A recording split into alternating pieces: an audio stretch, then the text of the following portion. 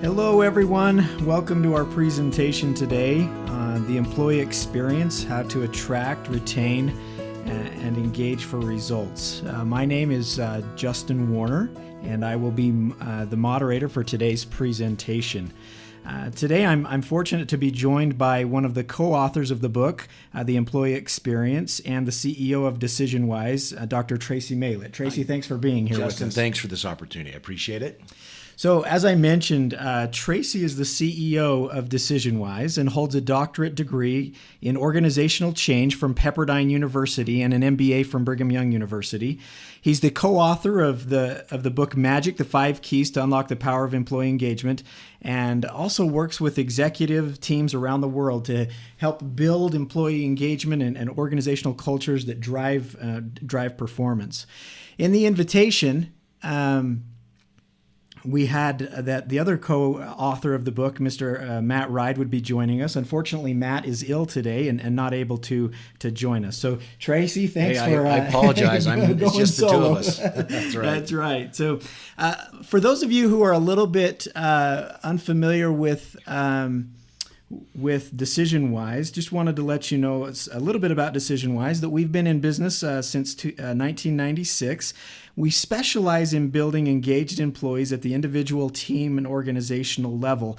We do that through a process of assessing organizations through surveys, as well as consulting and directing and identifying areas for improvement where people can build both employee engagement and the employee experience. Our webcast for today is scheduled for 60 minutes. Everyone is on mute, and so if you have any questions that you would like us to answer, use the questions section, and then we'll try to answer those as we go. And if there's any time left over and there's some that we haven't been able to answer, we'll get to those as well. This webcast has been approved for 1 hour of HR General Recertification credit through both HRCI and SHRM. And following our presentation today, I'll send out an email with those codes for all of you who complete the presentation. In addition to that, there is a small survey that we're going to send. And for everyone who completes that survey, 3 or 4 questions, will receive a free copy of the book, The Employee Experience. And so we'll talk a little bit more about that at the end, but that will be a gift to you for both attending and completing the survey. So Tracy, let's go ahead and get started with our presentation today. Over the last 15 years, we've seen that roughly 52% of the Fortune 500 companies have disappeared. And tell me a little bit about your thoughts there with that. Yeah, that's interesting. It was actually this thought that got us going on the whole concept of the employee experience. The idea that why, it used to be, I remember when I was an MBA student, we went through and we read these books, Built to Last and things like this, the classics. The whole idea that a business remains a business for a long period of time if it's successful in a few key areas. And one of the things we find that may not be the case anymore. In fact, it's not the case anymore when we see that in 1955, the average expectancy was about 75 years versus about 15 years right now. Now, do these businesses completely dissolve and go away? The answer is no. They become different versions of that business or become part of something else or something different. And that's part of the point here. We realize that the rate of change in a business today is much greater than it was in the past, and that even these behemoths, these massive ships that are so hard to turn, they change very, very quickly as well. And so we looked at that and said, what does that really mean to the employee? When we consider that the base of a business is the employees, we'll talk more about that in this session a little bit later on. But the whole concept that it is the employees that are the business. Mm-hmm. It's not granted, it's a legal structure or a legal entity, but the employees is what makes up the business. So what does this change mean that, average expectancy is only 15 years? Well, average lifespan of an employee within a company or average tenure is much less than that. Mm-hmm. So that's what we want to talk about today. And so with your experience, just to talk about that just a little bit more, with your experience in HR over the years, have you seen how this has impacted HR? What types of what types of impacts has this had on HR specifically and people and our employees? Absolutely. In fact, let's address that right now. One of the things we find is that the business world really has changed. It's a lot different than it used to be. So when we talk about HR and employees, again, going back to the book, one of the things we were trying to find is what is on the minds of employees and HR right now. So what really do we need to consider? And one of the things that we realized, the responses came back overwhelming. There were basically 3 different responses. So as we did the research, and by the way, I'm going to refer back to this research base over and over again. We have 2 research databases. The first one is our employee survey database, and that's comprised now of about 32 million survey responses, so it's the largest of its kind. So when we talk about the data, that's where we're going to pull some of this from. The other is the research that we do with HR professionals about what are they experiencing today. So I'm going to refer to the second one, what do we receive from HR professionals about how the business world has changed for them. And one of the things that we find over and over and over again, overwhelmingly, I know before we send out the survey, these are the responses because it happens over and over again. We say, what are your greatest challenges? The first challenge that they have, you want to guess? I think I know the answer, but has something to do with getting the right people. It's right? attracting the right talent. Yeah, there's no question, particularly in today's environment. Even in an environment when the economy is not solid, this is the number one response, which I found very curious. It's because with the limited dollars they have to spend in that situation, they want to make sure their talent's right. Today, the question is, I just need to get people in here that can do the job and do it well. And we want to make sure we don't dwell on that one because I want to point out something here in just a moment on that piece. It's not just about how do we hire a warm body to fill a job. The next one is retaining that talent. How do we keep them around? As we look, and we'll show some statistics here from the Bureau of Labor Statistics in just a moment, the idea that retaining that talent, keeping them around to deliver is going to be key. And then finally, the big one, how do we engage that talent to deliver results? We talk about engagement, and I want to point out, and I'll kind of give the precursor here, engagement isn't just about feeling. It's not how do we get employees to feel great about their jobs. It is also how do we get the employees to act and turn that feeling into doing something. So those 3, again, were attracting talent, retaining that talent, and then how do we engage that talent. Great. So those are questions that we looked at with the book, right? So when we talk about the book, the employee experience, talk a little bit about, Tracy. It's great to have you here, and so talk about this experience that it was about writing the book. Why did we go out? Why did you write the book on the employee experience? What was the thought process that you were going through? And obviously, we're going to talk through some of the things that we found in that research, but maybe talk about that experience a little bit. Well, originally we set out to not write a book. What we wanted to do was understand how do businesses compete in this new world? What is it going to take to do that? It's no longer the build the stability and stay there forever. So we started out trying to research what makes a business competitive and kept coming back to this concept of employees. We realized at that point in time that there was a book here, but it wasn't a book about employees. It was about remaining competitive in today's changing environment. As we looked at that a lot more and we reviewed these survey responses, at the time we had about 24 million survey responses. And that database was across 70 countries and in multiple languages, 30 plus languages, I believe it was at the time. And our findings were the basis for that book. And what we found is that there are certain things that you can actually do to attract that talent, retain that talent, and then also drive business results. So those findings became the basis for our book, which was released in 2017. We wondered whether or not this book was going to take off. We certainly had the marketing behind it and things like this, but one of the things that was very interesting is within the first month, this book became an immediate bestseller. So it immediately topped the charts in both Amazon and Barnes & Noble.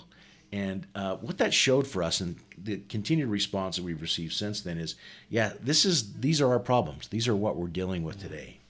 It's interesting because in my world here at DecisionWise on the marketing side, we see this a lot, the searches for employee experience and the demand for the appetite for the employee experience and understanding it has skyrocketed just in the last 2 years. And so really on the cusp of where the market was and what was going on. And the insights that are here are fantastic. So, and again, just as a little plug for those who complete the webinar at the end, we'll have a survey.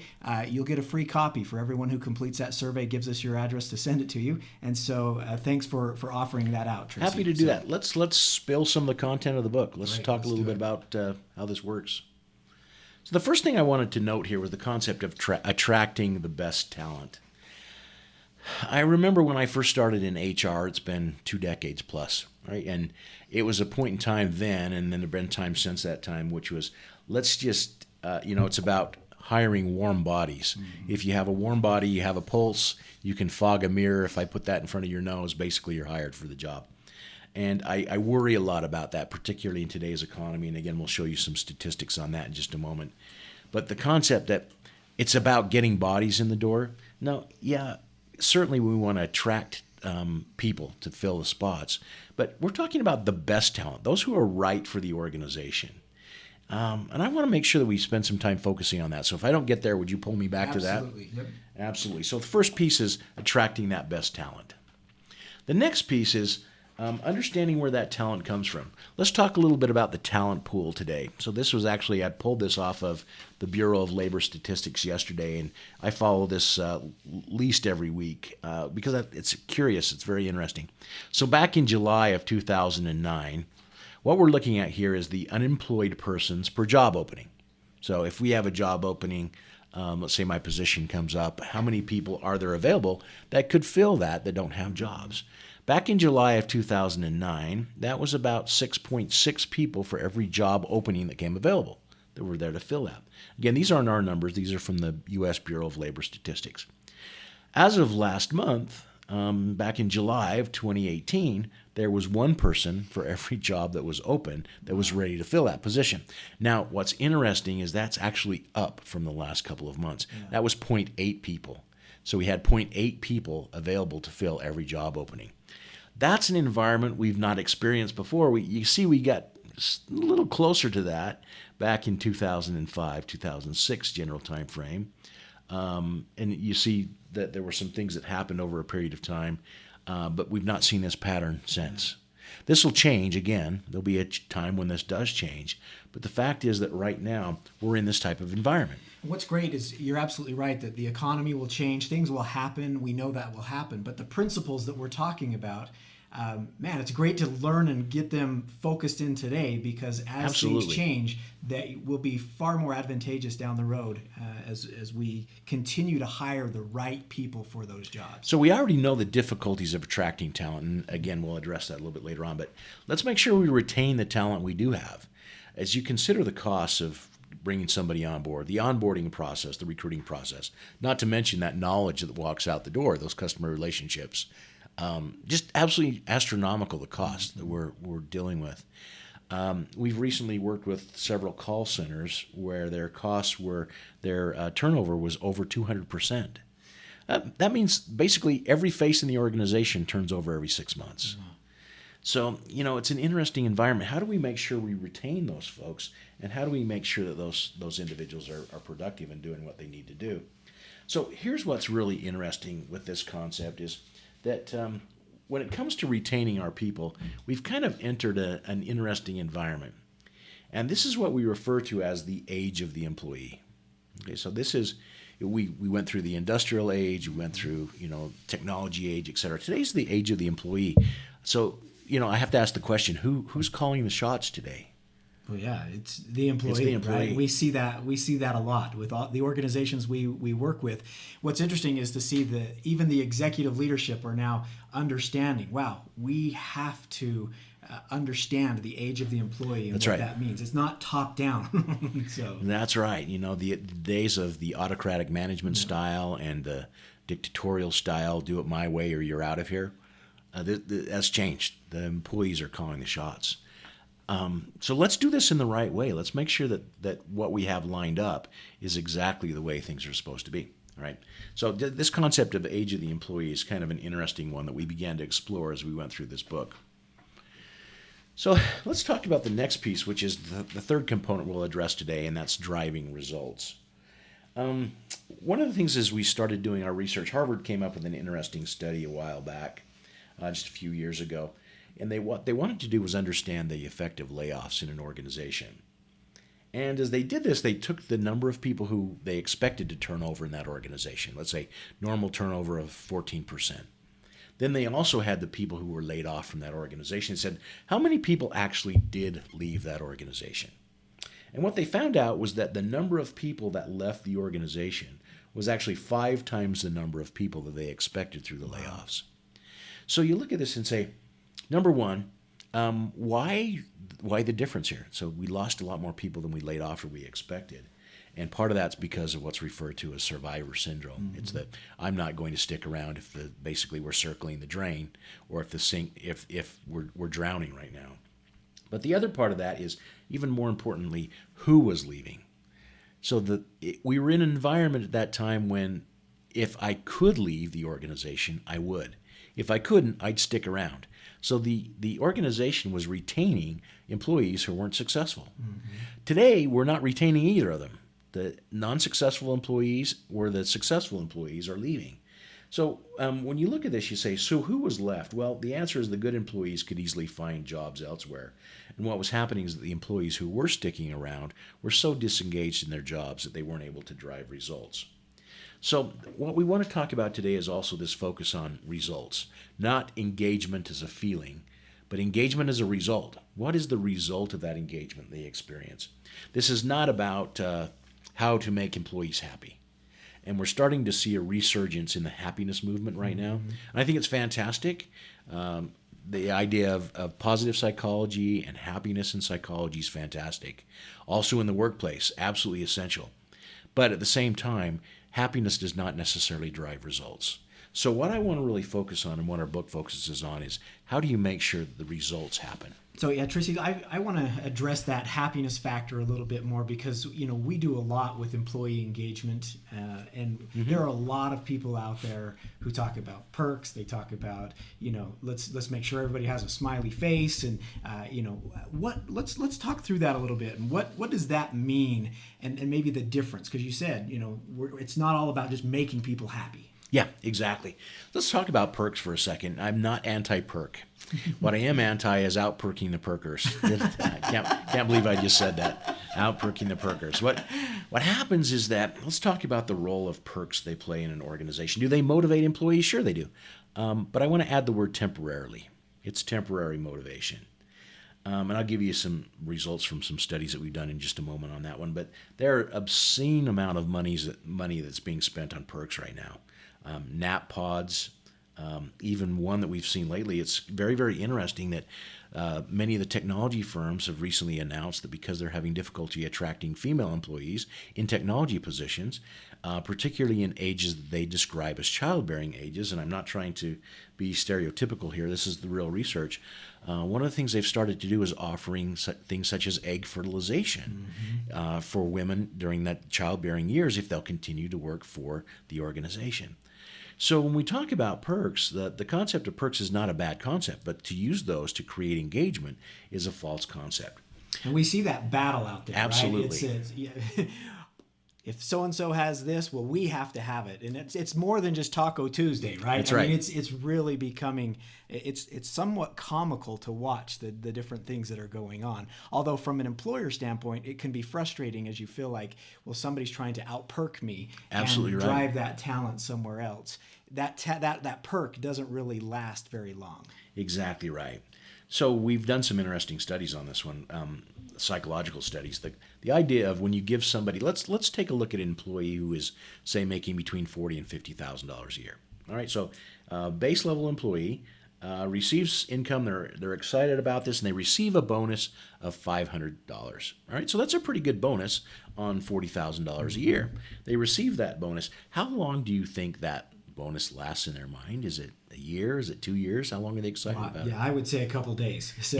As soon as that bonus is spent. As soon as it's spent, right? Now I need more. It's exactly it.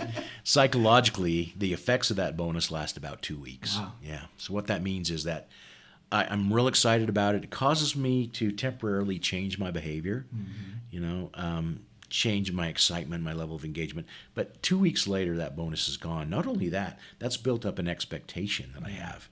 That next time I don't get that bonus, then all of a sudden now that's disengagement that creeps in. And where the hope was for some loyalty, it doesn't necessarily drive that loyalty. It drives more of the expectation to say, hey, I got a bonus once, now I need it again, and whatnot. Exactly right. So let's talk about what engagement really is. Engagement is not that temporary happiness that comes. Engagement, I'll just read this word for word. Engagement is an emotional state in which we feel passionate, energetic, and committed to our work. In turn, we fully invest our best selves, our hearts, spirits, minds, and hands in the work we do. Do you notice how there's two components? There are two components of that definition. The first part of that component is the emotional piece. Right. So how do you feel when you're engaged? I'm just going to put you on the spot. How do you feel when you're engaged? Yeah, I'm motivated. Yeah. I want to do more. I want to fully invest it. There's energy that exists there. But the other part is that we actually act on that. We fully invest our best selves. So there's some action that's tied to this as well. In fact, let's explore that action. Let's explore both sides of this equation. We have a diagram in our books. So this is based on a couple of books that we've written. The first one is called Engagement Magic, and it's 5 keys to unlock the power of employee engagement. The concept there is that when we are engaged, we both feel and we act. So it's not about making employees just feel good. Notice that it has two sides. We say that engagement involves the heart. Okay, so the heart would be that love that you have of your job. We ask the question, do you love your job? And that's an interesting concept because a lot of people tolerate their job, but they certainly don't love it. The next one is what we refer to as spirit. So this is like team spirit you can feel. I can walk in as a consultant to an organization and within about 15 minutes feel whether or not that excitement's there, that passion that exists. So the spirit is really the passion that exists. Team spirit, you go to a ball game, you feel that team spirit. So those are the feeling pieces. I actually feel something. But on the other side of that equation is the acting side of this. This is the mind and the hands. The mind is thinking through problems. If I see an issue on the assembly line, am I thinking about how to fix that and how to correct it? It's also about the hands. The hands represent the physical work. I'm actually doing something. So engagement, I think one of the biggest problems we've had with engagement in the past, and even today, is that people see engagement as a feeling. Where now engagement is actually a feeling and an action. We have to do something on top of that. Yeah. The other thing I like about this model, Tracy, and I think that you've done a great job of being an advocate of this, is that we see a lot of people say, well, the organization has to create employee engagement. Well, everything you just talked about really comes down to an individual, right? Yeah, exactly. As individuals, we have to both learn and choose to become engaged. And we can have the environment where the feelings can exist, but if we don't act on that, then it doesn't really matter. So part of our audience that's listening today, part of the challenge that they have is creating that environment and then helping people understand what that means to both choose and learn and choose to become engaged, because they have to act on that environment. You got it. So can I give you a hint here? Yeah. Perks don't do it.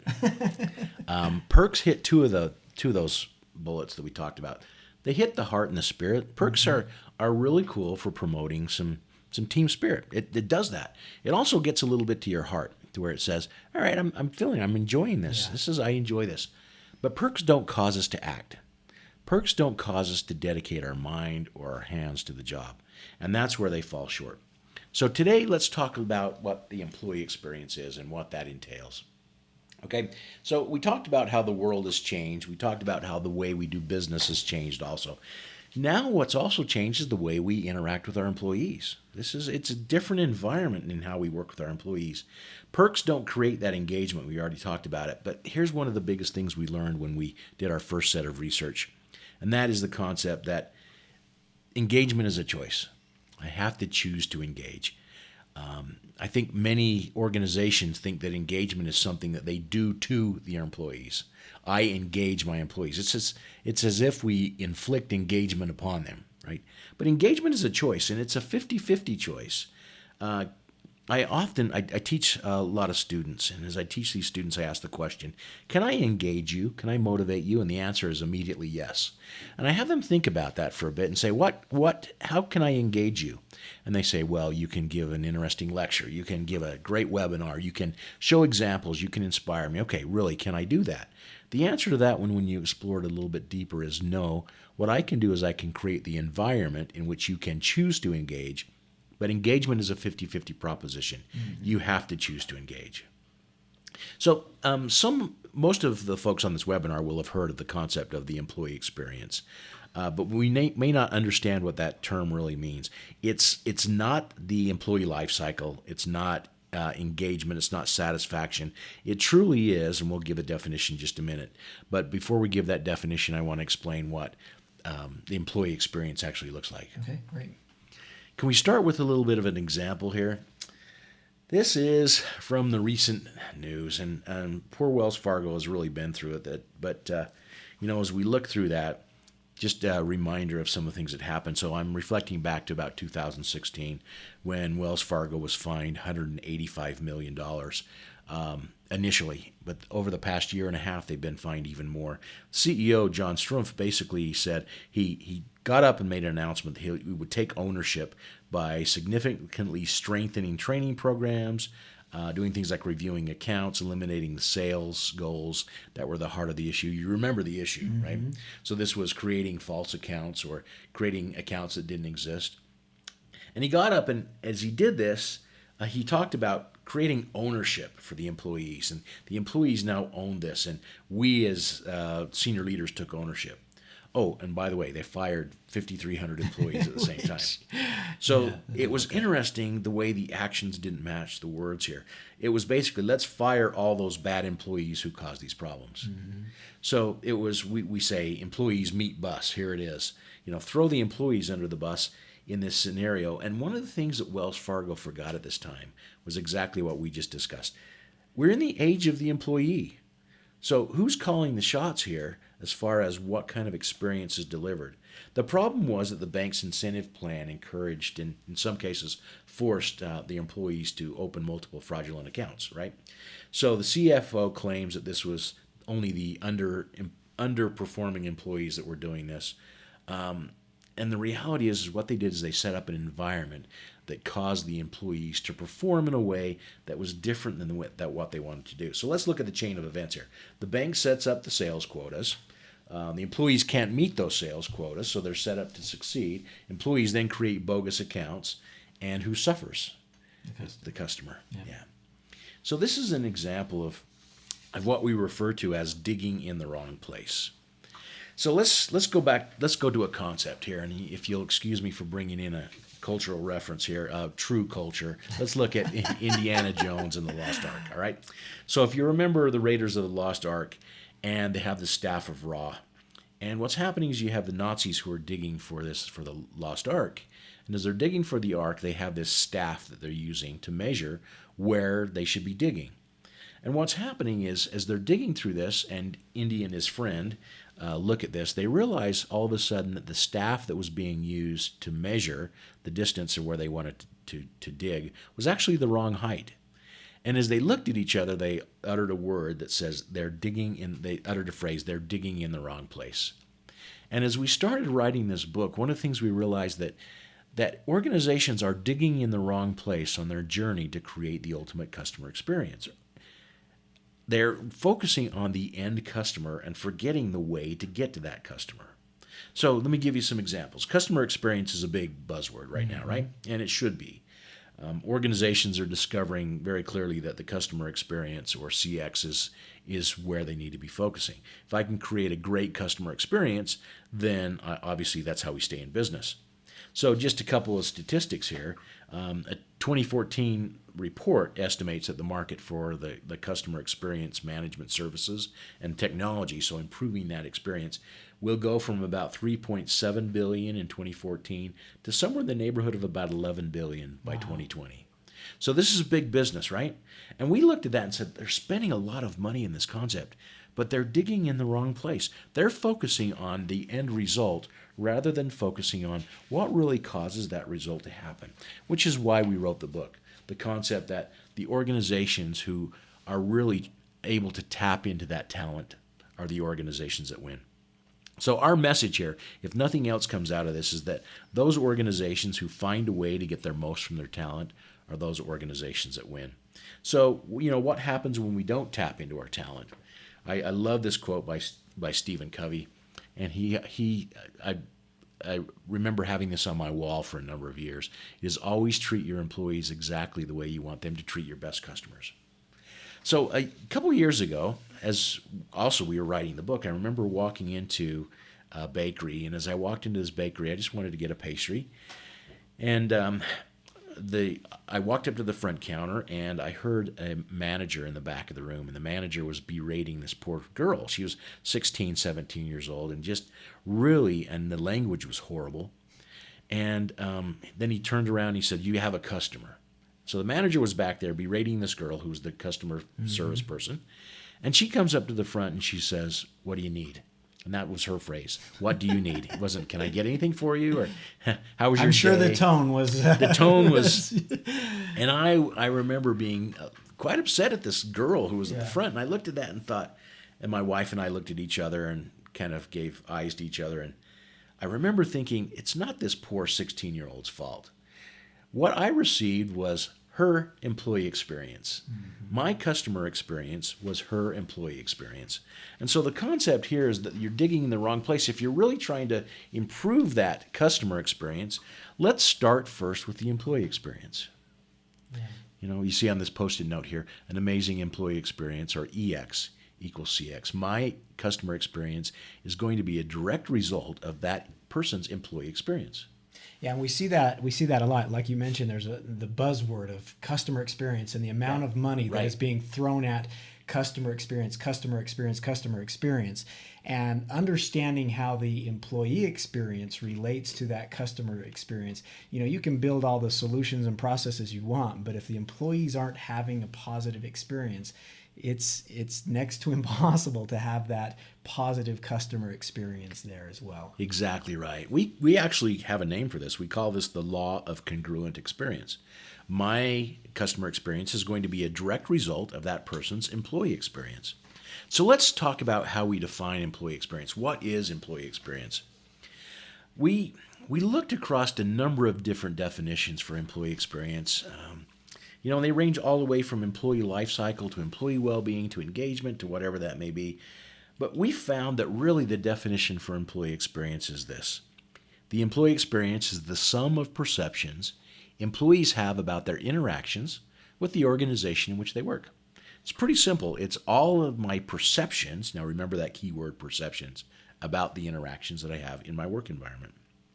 So Tracy, really fast, why we do have a lot of people who say, well, the employee experience, you know, I can see that in the life cycle, I can see it in that. Sure. Why is that not the employee experience? It's part of the employee experience. There are two things here. First of all, my employee experience and your employee experience, our life cycles could be identical. All right. So Justin and Tracy start their employment on the same day. We've been friends forever. We grew up together. You know, we have the same background and same experiences. We have different lives, obviously, but I'm excited to tell you, hey, I got a job. Justin, come with me. And we start on the same day. We work in the same department. We have the same manager, same life cycle, same onboarding experience, right? 90 days down the road, we get this review, and our review happens at 90 days. That's the life cycle. And over a year's period of time, then certain things happen, right? But Justin, you're with your kids and you really like to spend time with your kids. And so one of the things that's most important to you is that you go home and you're available for soccer games. Yep. All right. So you're home by 4 o'clock in the afternoon, can get to the kids' soccer games. So we have the same life cycle. Everything's the same that we have there, but your experience is going to be different than mine. I'll tell you why. Let's say that I'm all about the late night party scene. And I play guitar in the band with the boys, and I love to do that. So my night kind of starts at 11 o'clock at night, and I'm done at 2 o'clock in the morning. Therefore, getting up at 7 o'clock in the morning is pretty difficult for me. And I want to make sure that I have a job where I can come in later. By the way, I want to make sure I can advance. Your desires and expectations are different than my desires and expectations. So even though our life cycles are going to be exactly the same, we have the same basic concepts, your employee experience is different than my employee experience. And that's what many organizations don't understand. And the reason that is because there are two areas that I want to address here, if that's okay. Yeah. The first one is what we refer to as expectation alignment. And then the next one is what we refer to as the contract. Did that example make any sense Yeah, at it all? was perfect. I think that that's really important. The distinction that people understand, that it's not just okay, the onboarding process and what's going on. It really has to do with that experience that I'm having as an individual, and I think that's critical as we think about the employee experience for an organization. That individuals will have different experiences. You got it. Exactly right. And those experiences first depend on what I expect to receive. So you expect a job where you can be home at 4 o'clock, spend time with your children, stable job. I expect the ability to be flexible. I want growth, even though we have the same events that happen. That's what we refer to as expectation alignment. And one of the things we found as we did research for the book is that there are many employees that work in pretty bad situations. Okay, and I don't mean this, the workplace is bad. I'm talking about some of the clients who we deal with, for example, nonprofits. They may work in Central Africa where they're experiencing horrible conditions, yet they choose to do that and they're fully engaged in their job. Well, that's because they expect that. Their expectations are perfectly aligned with what they get. Our research clearly found that when it came to employees, those employees who set expectations, whether even if they're low expectations or high expectations, if they were met, they tended to be more engaged. So go back to Wells Fargo for a second. They set some pretty clear expectations. Those expectations were to be sell accounts at all costs. Mm-hmm. And they did. They sold those accounts at all costs. But they also had some other expectations. Employees expected to be taken care of and backed, and they weren't. And because of that, we saw some real issues. We have a lot of folks in this area that, in fact, a lot of the students I work with go to Goldman Sachs. Right? Great firm, awesome firm. A lot of those recent graduates expect work hours of 65 hours a week, mm-hmm. and sometimes as much as 80 hours a week. Yet they have no problem doing that. And the reason that is because they expected that to happen. Yet some environments, if you work somebody 40 hours and 2 minutes, they're completely disengaged. Yeah. And it all goes back to that concept of expectation alignment. Yeah, I know when I read the book for the first time, this was like one of those aha moments for me. And then I started seeing where was my expectation alignment out of whack in all areas of my life. And it was really interesting to say, wait, what was my expectation and how are we meeting that? Even in my marriage, that was something that we looked at. So there's some it was a big aha moment for me. Excellent. You know, we hear that time and time again. There's some interesting examples from marriage counseling in that we put in the book. And just a short story there, we found that very clearly, basically the research found, that couples that stayed together weren't those who were the best communicators or financially sound. It was those who had their expectations met, clarified those up front. So one of the things that we recommend in making sure that environment is created is understand what those expectations are. Clearly set those expectations. And those expectations are set through what we refer to as the contract.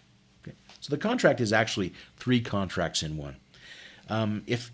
If expectation is key to the employee experience, we need to be sure that be very intentional about creating that alignment. That alignment is what we refer to as the contract, and the contract actually has 3 separate pieces. The first one is what we refer to as the brand contract, and Justin will cover each one of these. So it's the brand contract. The second one is the transactional contract, and the final one is the psychological contract. So every relationship that we're in, you mentioned marriage relationship. Mm-hmm. Marriage could be family, could be community, whatever that is. Every relationship, employer to employee, has a contract, and it's made up of 3 subcontracts. And by establishing a clear set of expectations of each one of those contracts and upholding that consistently, that's what leads to employee engagement. So you want to talk about each one of those? Yeah, let's do it. Let's talk about, let's start with the brand contract. Okay, so when we talk about brand, Justin, you're in marketing, you're a marketing guru. What do you think of when you think of brand when it comes to marketing? Yeah, it's that image that people have immediately as soon as they see, like we have the Coca-Cola and the mm-hmm. Google right there. As soon as you see that, you know exactly who they are, what they do, and it doesn't require anything more than their logo. You got it. So we say, we simplify this and say your brand is the face you intentionally or unintentionally portray publicly, right? Yeah. So it's what you see. If you have your brand, if DecisionWise has a brand, but Justin also has a brand. You have a brand. The brand contract consists of everything that our culture, our reputation, the media, behavior of the employees, everything it does to create an expectation for your employees, right? So Amazon has a brand. Google has a brand for the employees. This is what I expect to see.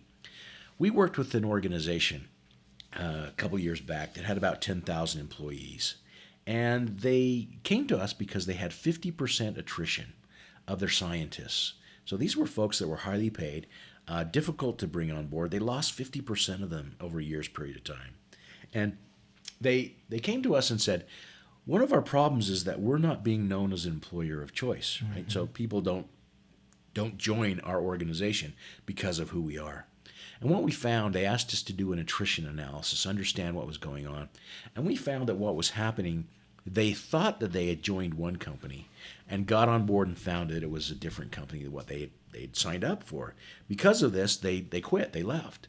So what they found is that employee brand, the employer brand, was not being honored. Yeah. It wasn't what they expected to receive.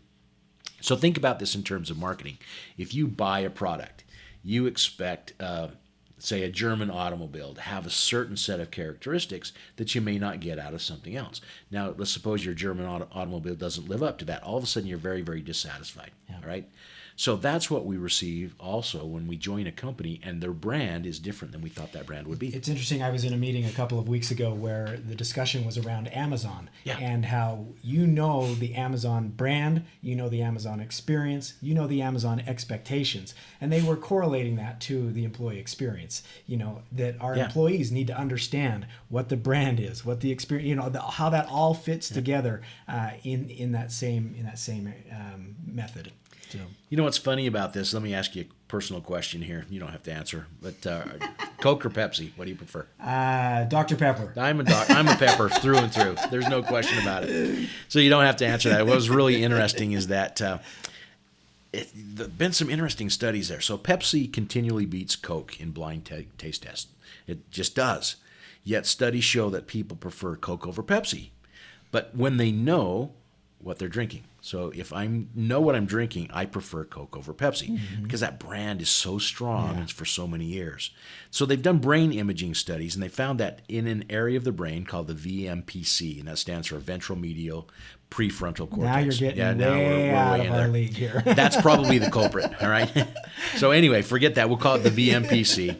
And in these studies, both normal and VMPC damaged patients preferred Pepsi to Coke when they knew what they were drinking.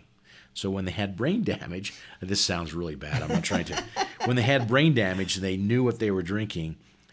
Basically, the brain damage said that they didn't really care what they were drinking. In fact, what it said was those without damage to the VMPC, they switched their stated preference from Pepsi to Coke when they knew what they were drinking. So just based off the brand. Based off of the brand. Wow. Yeah. So brand really makes a difference, not just out there in marketing, but with us as employers. Now we focus a lot on employer branding. We see a lot of that, but the reality is it's not necessarily the brand. It's whether or not the brand meets what expectation was. There. Yeah. So I get in there and 3 months down the road, is it what I expected? Mm-hmm. That's one of the number one factors. So when it's not, that contract has been violated. We say that the brand contract. So when that brand is met, it helps you attract talent. So your brand does help you attract that. And when it's honored, the employees will be committed to the organization they join. All right? So if I join this organization that meets my brand, I'm committed to that organization. Yeah. I was just going to say, where does Glassdoor fit into that a little bit? We see, does Glassdoor kind of give an image of the brand, and that's why people worry about it so much? I think so. So remember that we're talking two pieces. One is the marketing piece, right? So what is this company all about? What do they sell? Do I get excited about it? But also, I think you're right. That Glassdoor piece really does say, yeah, okay, so what really happens once employees actually get in the organization? Yeah. Do they get what they expect, or is it something completely different? And you see that a lot on those reviews. You see that kind of inconsistency. Well, this is what I was told, this is what I was expecting, and this is what really happened. That's what happened a bit with Wells Fargo. Mm-hmm. People that get in the financial industry expect that consistency, that integrity, that honesty, and when they found themselves doing something that wasn't according to the brand that they thought they were getting, the employees left, or they started doing things that they didn't feel were right. Let's look at the next one. So we talked about the brand contract. Let's talk about the transactional contract. So I'm going to put you on the spot again. So what do you think a company owes an employee? So what do I, as an employer, what do I owe you as an employee? Money. Money. That's it, right? Yep. So I owe you money. There are a couple of other things here. I owe you a safe environment. You have to have safety, physical safety, psychological safety. That means dignity and respect. I owe that to you. I owe you the tools and resources you need to succeed, right? So I can't expect you to do awesome marketing webinars on a Commodore 64 computer, right? You have to be able to have what you need to have. I wish they'd bring those days back. I love my Commodore 64. Yep. That's right. So I can't expect that. So that's part of what I owe you. I owe you the tools and resources, the safety. I owe you compensation. What do you owe me? Fair work, like that I give you. That's equal it. Work for that. Yep. Do it right. Do it ethically. Keep me out of jail. Do it safely, and I'll pay you. That's the contract. That's a transactional contract. A transactional contract is really a quid pro quo. You do this, I do this in return. It's stated, very intentional. It's either we've talked about it verbally, it's written down, but that's the transactional contract. And that transactional contract is what most organizations focus on at the very first. But often managers are very poor at continuing that transactional contract. Having that contract that we sit down on a regular basis and say, here's what you said you'd be giving, here's what I've received, here's what you said, and having that honest conversation. That's where feedback comes into play. It's interesting because that transactional contract usually starts with the HR, but then it needs to be managed long-term exactly right. by a frontline manager. And so the transactional contract is the mutually accepted, reciprocal, explicit agreement that exists between the two parties, right? You have this in a marriage. It says, you commit to do these things, I commit to do these things. Or in a partnership, here's what we expect out of each other. That happens in the environment. It's quid pro quo. It's very transactional. And when that contract is met, you keep your employees. They're satisfied with their jobs. Notice the word satisfied, employee satisfaction. Yep. I'm satisfied. So how do you act when you're satisfied? I do it. I'm good. I'm good. Here. Yeah. And I realize we can't see breathing. The motions. We're both shrugging our shoulders. Saying, it's a good job. I stay with the organization. Yeah. The big one is what we refer to as the psychological contract. Now, the psychological contract it's not explicit. It often exists behind the scenes, and in every relationship there are those unspoken expectations, right? So, Justin, I'll go back to you for a second. When you think about your job, the transactional contract is met, the brand contract's met, but what are those things that I'm asking you to divulge your hidden self here. There we go. What are those hidden things that the psychological stuff. It's exactly right.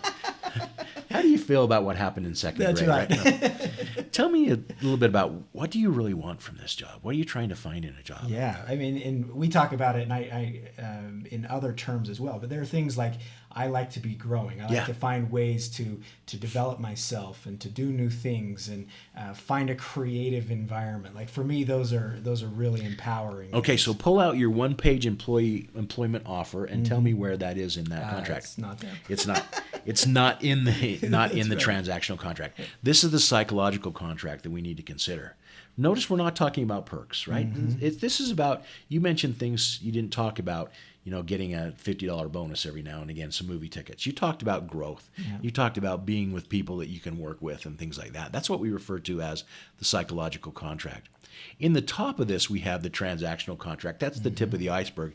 But we have all this stuff beneath that iceberg that we need to make sure we're considering here. All right? So on the left-hand side, we have some of those things that the employee might expect. And on the right-hand side, here are the things that the employer expects. But those aren't necessarily explicit. These are part of that psychological contract that exists. And when that psychological contract is honored, all of a sudden we receive what we refer to as engagement, right? So when the psychological contract is honored, those things that are not necessarily explicit, the things that weren't part of the brand, but the things that matter most to me as an employer and you as an employee, then that's when you're encouraged to be engaged and drive results. Yeah. You take this back to that manager again, and this is really where you mentioned the word feedback. This is why that feedback is so important, because every individual is different, and what might be important to me would be different than to you. Exactly right. And so understanding what that is, and it's part of that training that we need to give to managers to say, look, this is something that is crucial in your role as a manager to help your employees understand their employee experience. You got it. And you know what? Managers are not having those conversations. Mm-hmm. They're having the conversations about, did you produce my widgets and how much did it cost? They're not good at having the conversations about, Justin, tell me what's important to you. So if our manager were to sit down with us, they would have found out that what's important to you is being home with your family at 4 o'clock so you can maintain that stability with your family. Mine was the flexibility and the growth, right? That's what dictates that employee experience. So I hope we've kind of changed the way we think about things for just a second. And here's this other fact that we also continue to receive reports. We see in all the conferences, we see it in all webinars that start out where it says 78% of your employees are disengaged in their jobs. The fact of it is it's impossible. You can't walk down the hall and pass 7 people who are disengaged before you finally get to 1. Our database shows pretty clearly that actually most of us choose to engage in our jobs. Only 4% of the population is actively disengaged in their roles. So what does that tell us? Well, it tells us that we need to understand that people want to engage. They just don't know how to engage. Tracy, talk about a little bit how hierarchies play into this. So when you have a hierarchy and you want to try to, how does that impact that psychological contract and where those struggles might exist, or just how structure in general might impact that psychological contract? Yeah, great question. So we do surveys, employee engagement surveys with organizations all the way from massive organizations, largest one is over 100,000 employees, to I think some of our smallest one is about 50 employees, right? Yep. And so we ask the question, is it about hierarchy and engagement? The answer to that question, according to the statistics that we have, is not really. It's not about the size of the organization. Now, does hierarchy play a role? Yes, it does. And the way that it plays a role is understanding that most employees see the organization as A, my direct supervisor, B, the person who manages the facility that's within my line of sight. They don't look at the top of the organization. And organizations often think that they can change engagement at the top. And the reality is engagement changes and is affected at the local level. Engagement's very local. That's great. Yeah. So let's just go through, and we're just going to breeze through some of these concepts because we wrote an entire book about this. The book is Engagement Magic, but let's just talk a little bit about what exists in that psychological contract. We use this acronym MAGIC because what we found is that the psychological contract is about these 5 different elements, or these 5 different keys. And when these elements are present, then we become psychologically engaged in what we do as well. So I want to just start with the first concept, and you'll see that MAGIC stands for meaning, autonomy, growth, impact, and connection. We refer to this as engagement magic. When these 5 components are there, then we become engaged on a psychological perspective as well. So the brand contract was met, right? The transactional contract was met. Now the psychological contract consists of these 5 components for most employees. Let's talk about the first one, meaning. So meaning is when my work has purpose beyond the job itself. I'll tell you a little bit about the meaning that I find in my job. I love the fact that I can come to work today and work with, 40 employees on a daily basis and see each one of the folks that are here in our building. And I can talk to these folks, and I can call those who are remote. And I can see, to me, it means a lot to me that we have a team of employees who, because of DecisionWise, is able to take care of what's important to them. That provides meaning to me. That's why I come to work. A lot of employees don't find any meaning in their job. It doesn't really have any purpose.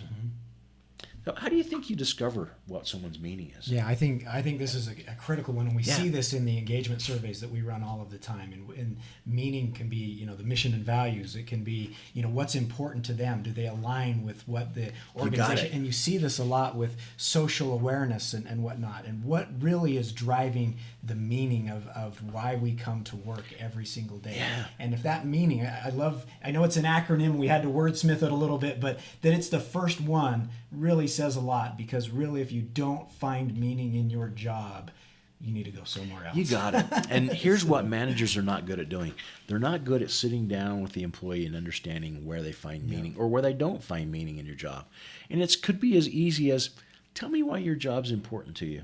And the answer may be, it's my family, or it's because I can make a difference in the world. That's what meaning is. So having that conversation makes a huge difference. Can we go on to the next one? Let's do it. Let's talk about this one just briefly, and that's autonomy. Autonomy is not anarchy or chaos. Autonomy is clearly setting the expectations, but then allowing the employees to operate within those boundaries. Drawing the fence line and saying, so long as you stay within these fences, do it your way. So this is the power to shape your work and environment in ways that allow you to perform at your best. Honestly, for me, this is one of the key driving factors for me. If I were to work in an environment where I didn't have that autonomy, I would lose my meaning and I would lose my engagement pretty fast. You don't like to be micromanaged. No, I don't think nobody does. Nobody likes to be micromanaged. Yeah. But at the same time, one of the things we forget is that this requires that we set some boundaries. We need to know that operating structure in which we're working. All right, ready for the Now, next this was one? mine right here, growth. This was yours. This was mine. Why don't you tell us about it? Yeah, I think it's just being stretched and challenged in ways that results in personal and professional progress. Right. The ability to find experiences, opportunities that help you progress as an individual. And along these lines, study after study shows us that millennials in particular, and every one of us, the opposite of growth is stagnation, right? Yep. Every one of us hates to stagnate. But study after study will show us that a millennial will leave a job faster for growth opportunities than any other reason. And with millennials making up, close to a third of our workforce. By the way, they're about to be surpassed by the next generation. Yeah, saw that. But the idea that I leave for growth opportunities faster than a 10-cent raise, it's huge. Yeah. So that's the growth component. When growth is there, then that psychological component is met as well. The next one is impact. Impact is seeing the worthwhile results of our job. So I've actually had, I can think of one job that I was a clock watcher. It was just anything I could do to get through the next 2 hours because I wasn't seeing a difference. It was the hamster on the treadmill. Yeah. I couldn't see results from my work. So being able to understand the impact. One of the ways that we do this is help our employees understand the end result from what they're doing, connect their job with the outcome of that job and why it's important. We often say here we need to connect the dots. Connect the dots. Yep. That's exactly, I'm glad you used that phrase. It's connecting the dots and seeing that impact. Speaking of connecting, the last one is connection. Connection is the sense of belonging to something greater than yourself. Okay, this is, we ask people the question quite often, if you were to leave DecisionWise or company today, what would you miss most? And the answer, you want to guess the typical answer? The people. It's the people, yeah. Most of them say it's the people. Well, people is one form of connection. I may be connected to the people I work with, but connection also has other ties. I may be connected to the mission of the organization. I may be connected to the values. This company does what I value. I may be connected to my customers. I love my customers. I may be connected to the job, but this is a sense of belonging to something just that's not yourself. It's fitting, being integrated, belonging to the organization. That's great. So these 5 keys are magic: meaning, autonomy, growth, impact, and connection. And when those keys are there, then we have that psychological contract met. Great. Those expectations are met. That's great. Well, great, Tracy. We've talked all about what the employee experience is. Let's talk about things that the people on the call can do. What are the quick things that they can do to move forward with, to really create this experience in their organization? Pretty straightforward, although not very simple. All right. The first one is create the blueprints of your EX. Design it intentionally. So look at it and say, what EX do I want to create? And design what that looks like, right? Easier said than done. I understand that. The next one is perform a contract audit. This is take a look at your brand contract, take a look at your transactional contract, and your psychological contract, whether that's through the organization or just you as a manager, and look at that and saying, are we honoring this? Are we aligning our expectations, and are those expectations being met? And we actually call this a contract audit. Perform that audit. Great. Next one is to find and bridge any expectation gaps. So from that audit, you'll be able to see, all right, Justin has expected this, or our employees expected this, but this is what we're delivering. And understand where those gaps exist and fill in those gaps. And by the way, the book tells you a lot about how to do these. And then we also have the final one here. And that final piece is to watch your magic grow. So focus on the meaning, autonomy, growth, impact, and connection. And again, that book will show you how to make that happen. But those are the keys. That's great. And there are, we are up against it time-wise, but there are areas where you can learn more on the DecisionWise website. Sure, please do. The 2 books, the Engagement Magic and the Employee Experience books, can be found on the DecisionWise website or in Amazon, where you can get more. If you would like your free copy of the Employee Experience book, following in the next couple of hours, we'll send out an email. Complete the survey, give us your address, and we'll send you a code. For those who are watching this or will will be watching this digitally. If you've completed this and would like to get your codes, please email me or the info@decisionwise.com so that we can give you those codes for those who have watched it digital or on demand. Excuse me. Thank you all so much for being a part of our webinar today. Hopefully this has been insightful to you. Please reach out to us if you have any questions. We'd be glad to answer and help you. Tracy, thanks so much for taking time to be able to do this. Thanks all. I appreciate this opportunity. Take care.